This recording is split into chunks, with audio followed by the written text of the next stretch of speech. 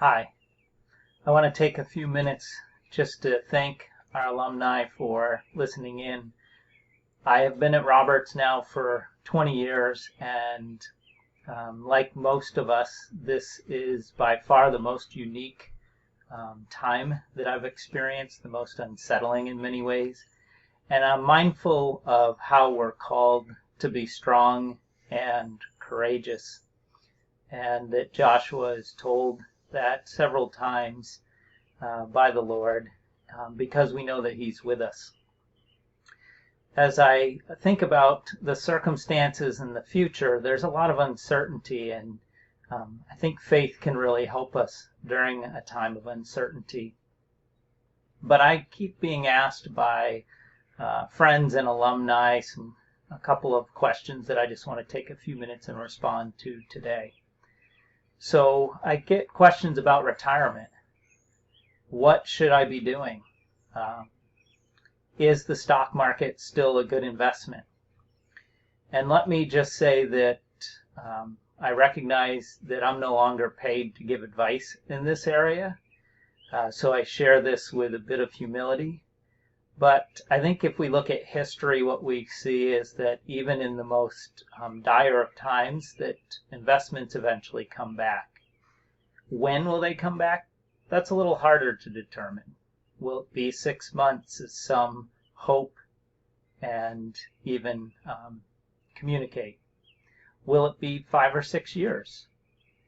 I don't know the duration. What I know is that if history teaches us anything about the future, it's that investments go through cycles like this, and during a crisis while they're down, they do come back.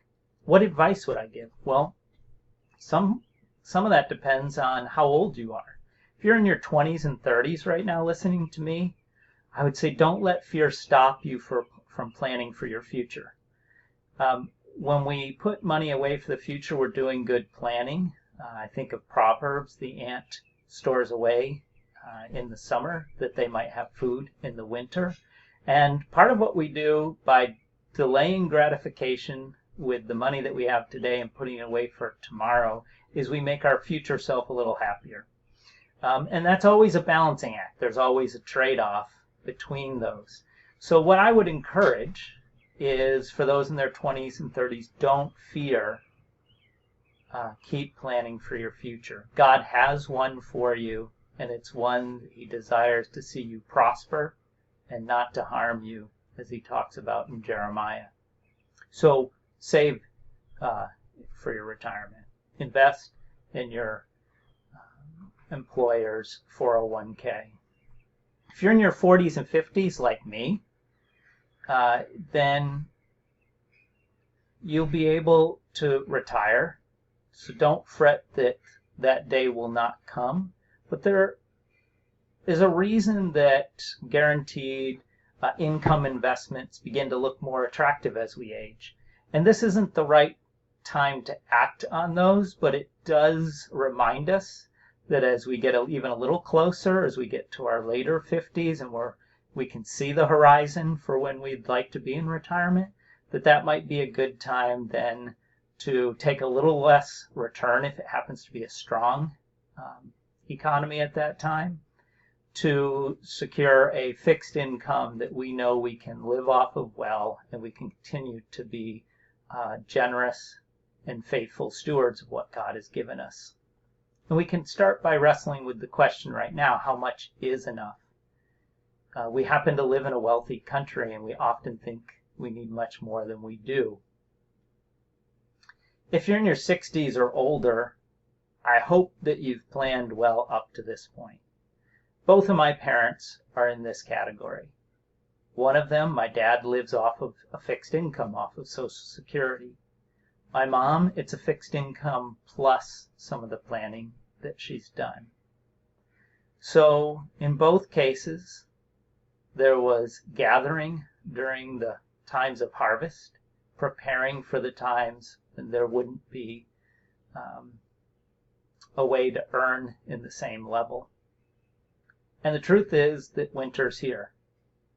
And so for those of you prepared, give thanks that you've prepared. it might mean that you have to lean a little more into what it means to depend on others. The only way some of us get to be generous is that others have need. We live a fairly affluent life in the United States. We've become accustomed to certain things that we feel are necessary that really are just preferred.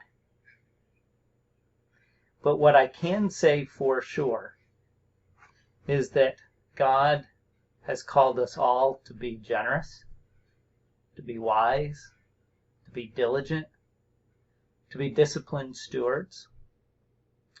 I like the way that it's talked about in B.T. Roberts' writings, and John Wesley talks about finances, that we should give all we can, earn all we can, and save all we can. This advice is not for when everything is healthy and strong, or at least not just whenever the economy is healthy and strong. It is actually a call because life is not always stable and easy. That's the reason we need this kind of advice. There is great need, there is great opportunity, and there is great responsibility, and there is greatness for us to pursue. In fact, the Bible teaches us that God has planned in advance the good works that He wants us to walk in. And so I hope that during this time you'll hear His voice and that you'll be able to walk in those good works, because it'll be a testimony and it will be a blessing to those around you.